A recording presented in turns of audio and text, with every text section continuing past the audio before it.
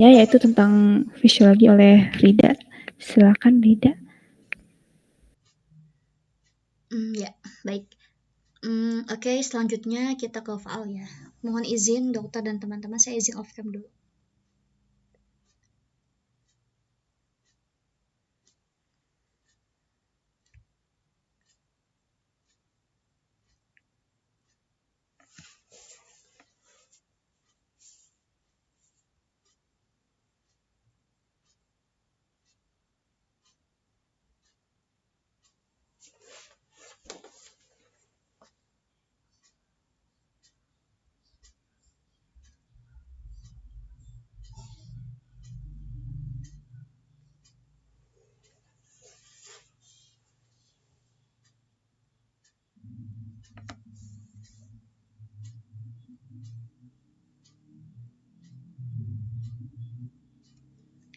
Bagaimana teman-teman, apakah sudah terlihat? Iya, sudah Rida. Oke, bismillahirrahmanirrahim. Assalamualaikum warahmatullahi wabarakatuh. Selamat pagi, salam sejahtera untuk kita semua. Perkenalkan saya Rida, NRP 68. Mohon izin dokter dan teman-teman untuk mempresentasikan materi mengenai fisiologi dari cairan cerebrospinal. Nah, jadi singkat aja sih di presentasi kali ini. Nah, karena CSF ini sebetulnya singkat padat jelas ya, gitu. Kita cukup mengetahui poin-poin intinya aja gitu. Nah, jadi CSF ini merupakan suatu cairan yang ada di otak kita gitu ya. Cairan ini sangat vital sekali, di mana nanti kita akan mengetahui dari mana sih gitu ya. CSF ini munculnya tuh dari mana? Pabriknya itu dari mana yang disebut dengan sekresi, terus nanti si cairan ini tuh ngalir kemana aja gitu kan, setelah dari pabrik itu kan harus ditransportasikan kemana aja, itu nanti kita akan mengetahui sirkulasi dari CSF. Habis itu muaranya tuh kemana, absorpsinya tuh kemana gitu, nanti kita tahu juga lokasi tempat absorpsi dari CSF itu sendiri. Selanjutnya adalah yang paling penting ini adalah fungsi. Nah, jadi apa aja sih fungsi dari cairan cerebrospinal itu gitu. Nah, okay. kita harus mengenal dulu secara superficial definisi inti dari si cairan cerebrospinal ini. Nah, jadi CSF ini merupakan suatu cairan yang tidak berwarna. Tidak berwarna, fungsinya itu untuk memproteksi otak dan spinal cord dari kerusakan fisik dan kimia gitu. Nah, jadi kan otak nih kan ini kan ini ya brain ya, central nervous system, terus ini ada cranium gitu. Nggak mungkin kan cuman ini doang gitu yang nggak mungkin kayak cuma otak sama itu doang. Pasti perlu bantalan gitu, bantalan atau perlu cairan. Tujuannya apa? Biar nggak ngebentur langsung gitu kan, menghindari injury gitu. Makanya perlu cairan untuk memproteksi. Dan si cairan ini juga nantinya berfungsi untuk berfungsi untuk membawa apa ya, kayak homeostasis juga kan, membawa kayak glukosa. Nah, ini kontennya ada glukosa, asam laktat, protein, urea. Terus ini ada elektrolitnya, ada natrium, kalium, magnesium, dan kalsium, klorida, karbonat, kemudian ada limfosit untuk mencegah patogen. Makanya ini fungsi dari CSF gitu ya. Memiliki fungsi yang sangat vital sekali dan penting sekali uh, untuk central nervous system gitu.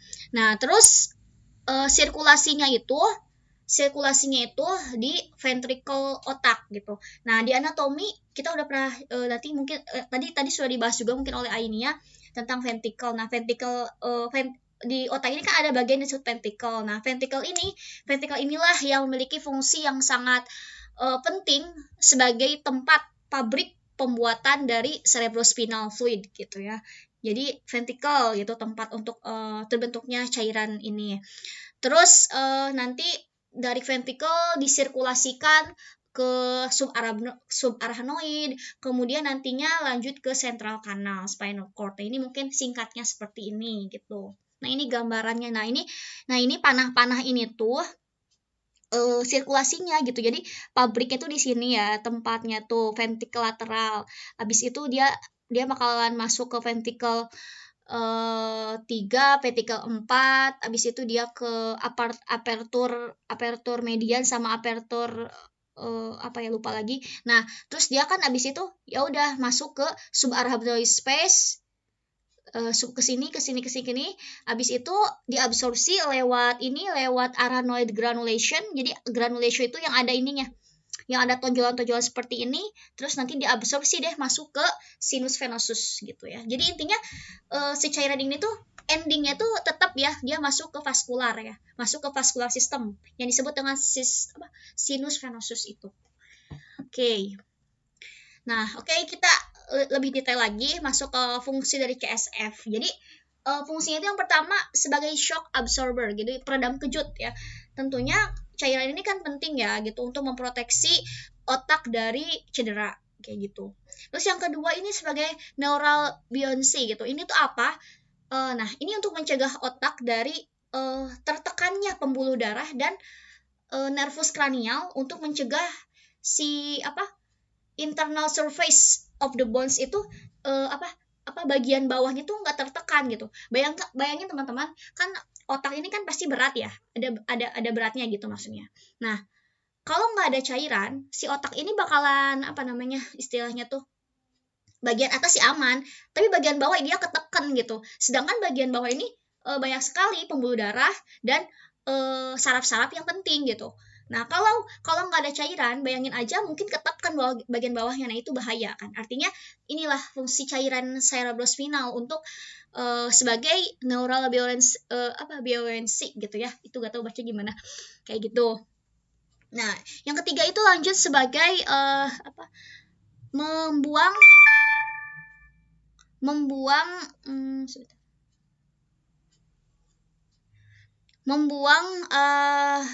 produk metabolisme yang penting, dan juga sebagai membuang produk metabolisme, limbah-limbah metabolisme maksudnya, dan memiliki peran penting untuk homeostasis dan metabolisme dari central nervous system gitu. Jadi homeostasis ini sebagai regulasi distribusi kayak elektrolit antara sel-sel di otak dan faktor neuroendokrin, juga untuk perubahan pH ya, dimana komposisi dari jadi CSF ini tuh tidak mengganggu suhu, tekanan darah, terus pertukaran hormonal di struktur subkortikal. Nah, itu fungsi-fungsinya. Nah, ini ringkasannya. Buffer untuk mencegah cedera, reservoir regulasi dari kranium, terus dia juga sebagai medium pembawa nutrien yang nantinya untuk pertukaran dengan darah. Dan yang paling penting juga, si cairan CSF ini dia tuh penting sekali nih untuk pemeriksaan